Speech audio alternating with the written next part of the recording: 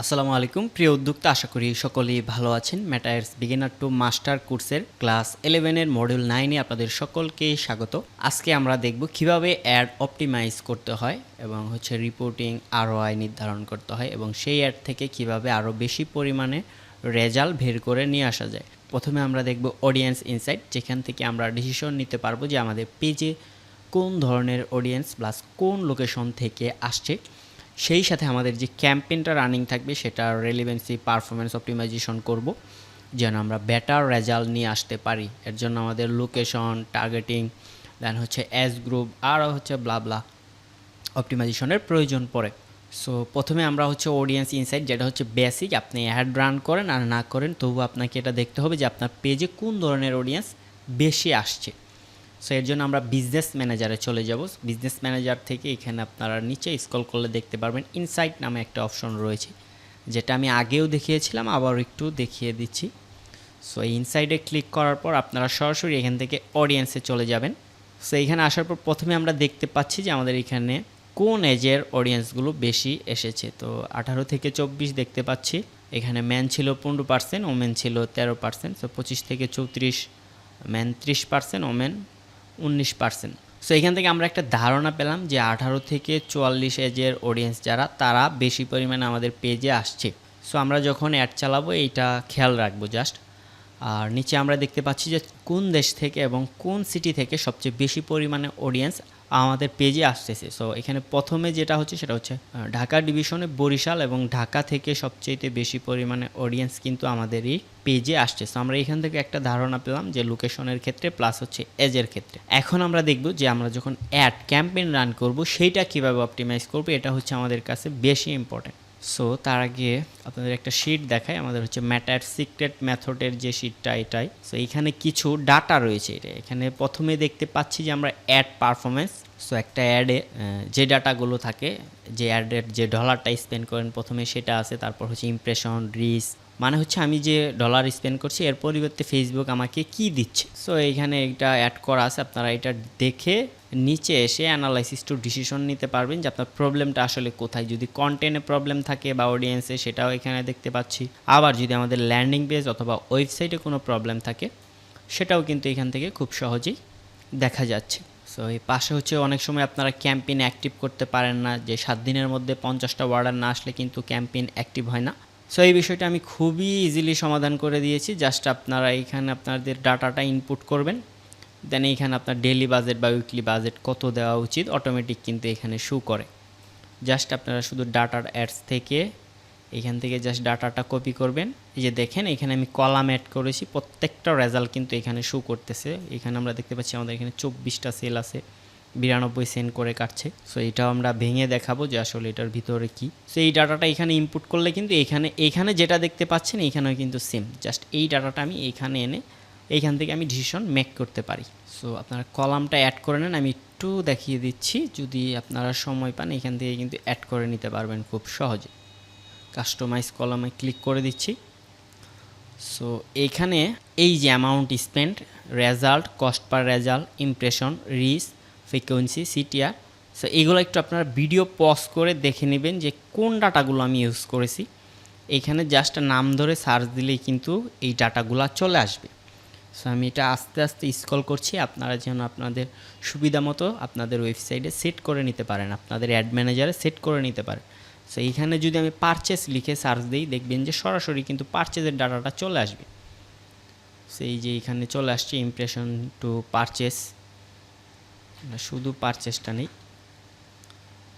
So এইখানে যেটা প্রয়োজন নাম লিখে সার্চ দিবেন, অটোমেটিক কিন্তু চলে আসবে।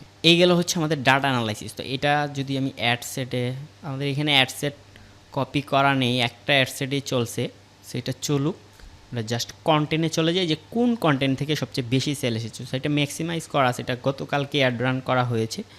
আমি জাস্ট যদি আজকের রেজাল্টটা দেখি, সো আজকে দেখতে পাচ্ছি এটা 71 সেন্ট, বাট গতকালকের হিসাব কিন্তু আলাদা, তখন কিন্তু আরও বেশি ছিল। এই যে দেখেন গতকালকে আমার 8টা সেল ছিল $1.21। সো এই পর্যায়ে অনেকেই কী করে, ক্যাম্পেইন অফ করে দেয় যে বাজেট বেশি যাচ্ছে।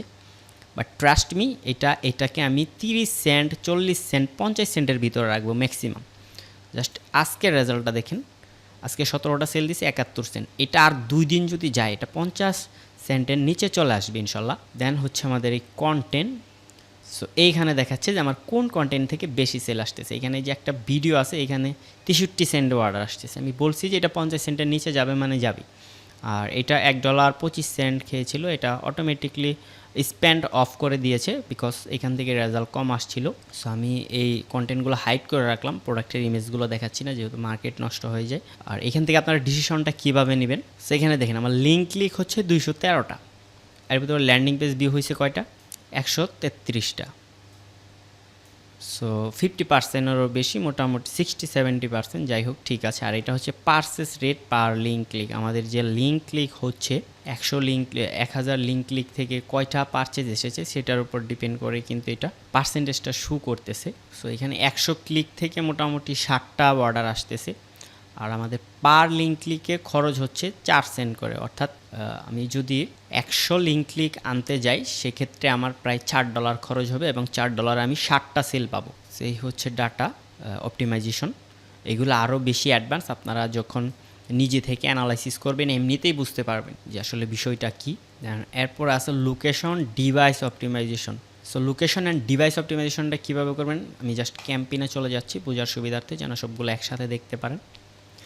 এইখানে দেখবেন ব্রেকডাউন নামে একটা অপশন রয়েছে, ব্রেকডাউন, এখানে ক্লিক করে দিবেন। দেন এইখান থেকে আমরা ডিভাইস বা প্ল্যাটফর্ম যেটাই হোক না কেন দেখতে পারবো কিন্তু।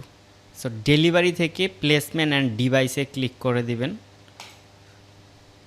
সো এখন দেখেন আমরা দেখতে পারবো যে কোন ডিভাইস আছে। আমরা দেখতে পাচ্ছি ফেসবুক প্রোফাইল ফিড থেকে এখানে সেল নাই, কোনো সেল নাই।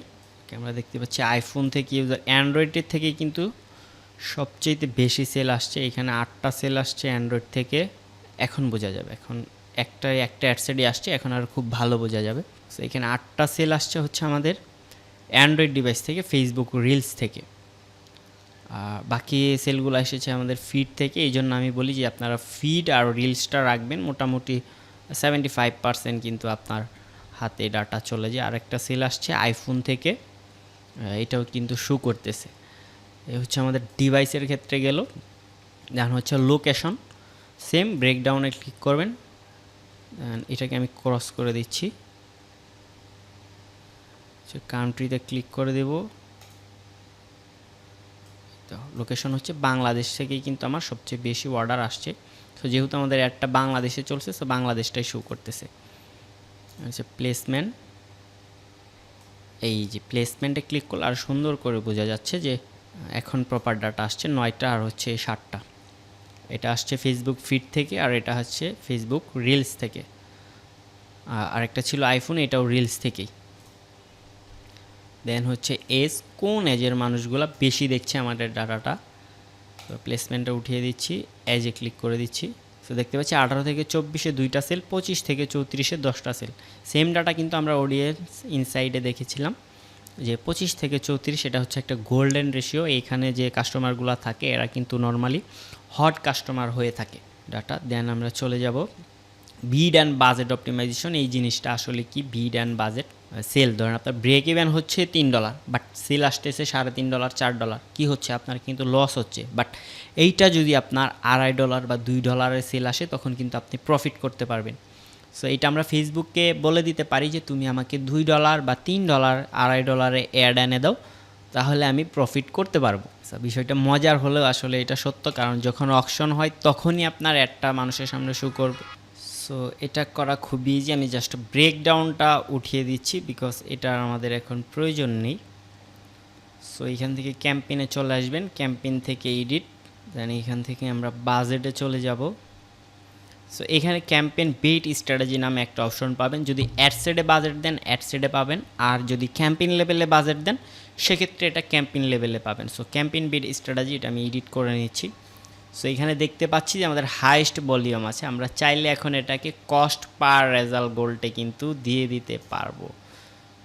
সো এইখানে আমরা যদি কস্ট পার রেজাল্টে ক্লিক করি দেন এইখানে চাইলে আমরা আমাদের মনের মতো, সাপোজ আমাদের ব্রেক ইভেন হচ্ছে $3, তা আমরা চাচ্ছি তুমি $2 আমাকে সেল এনে দাও, বাস। এখন যদি আমি এটা পাবলিশে ক্লিক করি এটা কিন্তু পাবলিশ হয়ে যাবে। সো আমি পাবলিশ করতে চাচ্ছি না, আমার এটা অকশনে উইন। যার কারণে এটা আমি কিন্তু হাইস্ট অ্যাভারেজেই হাইস্ট ভলিউমেই রাখছি। সো এটা আমি ক্যান্সেল করে দিচ্ছি। আর বিট ক্যাপটা কি? বিট ক্যাপটা হচ্ছে এটা হচ্ছে আপনার ধরেন আপনি বিট ক্যাপটা চাইলে সেট করে দিতে পারবেন, বাট এখানে আমি এটা পারবো না। Set the highest you want to bid any auction. So bid ক্যাপটা কি একটু বলে দিচ্ছি। ধরেন আপনার হচ্ছে আপনি এটা কস্ট পার রেজাল্টের মতো সেট করে দিবেন $2.5। সে কী করবে? কোনো দিন $3 কাটবে, কোনো দিন $2 কাটবে, কোনো দিন $2.5 কাটবে। অ্যাভারেজে সে আপনার যেটা আপনি টার্গেট দিয়েছেন সেটাই কিন্তু রাখার চেষ্টা করবে। এই হাইস্ট ভলিউমটা দিলে কি হয়, অকশনটা আপনি টোটালি ছেড়ে দিচ্ছেন, সে ওইখানে আরও যে আপনার কম্পিটিটর যারা অ্যাড চালাচ্ছে তাদের সাথে অকশনে উইন হওয়ার ট্রাই করবে। আর যখনই আপনি কস্ট পার রেজাল্ট দিয়ে দিবেন তখন কি হবে, যখন আর কি অকশনে বিট কম থাকবে তখনই কিন্তু আপনার অ্যাডটা শু করবে। That's it. এটাই ছিল হচ্ছে আজকের ভিডিও। দেন হচ্ছে আমরা মডিউল 10-এ দেখব আমরা কীভাবে একটা সেল ক্যাম্পেইন রান করতে হয় এবং সেটা থেকে বেটার রেজাল্ট নিয়ে আসা যায়, মানে প্রপার ওয়েতে আমরা 0 থেকে রান করব, দেন ওইটা কী রেজাল্ট আসে সেটাও কিন্তু দেখব। তখন পর্যন্ত সবাই ভালো থাকবেন। আসসালামু আলাইকুম।